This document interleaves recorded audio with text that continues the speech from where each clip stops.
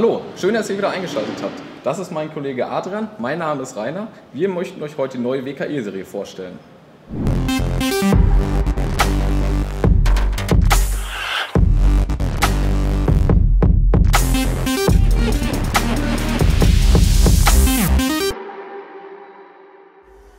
Unsere neuen Kabelabzweig- und Verbindungskästen mit Funktionserhalt bekommt ihr in 3 verschiedenen Größen. WKE 2, die WKE 4 und die WKE 6.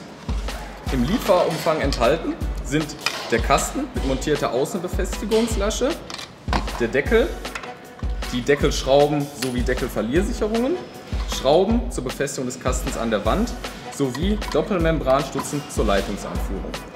Die WKE-Serie wird vormontiert ausgeliefert.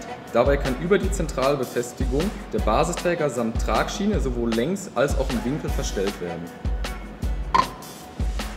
Die WKE 4 und die WKE 6 verfügt über eine höhenverstellbare Tragschiene, um mehr Einbauhöhe zu erreichen. Die Kästen der neuen WKE-Serie verfügen über patentierte Vorprägung für ein einfaches und sauberes Ausschlagen der Leitungseinführung.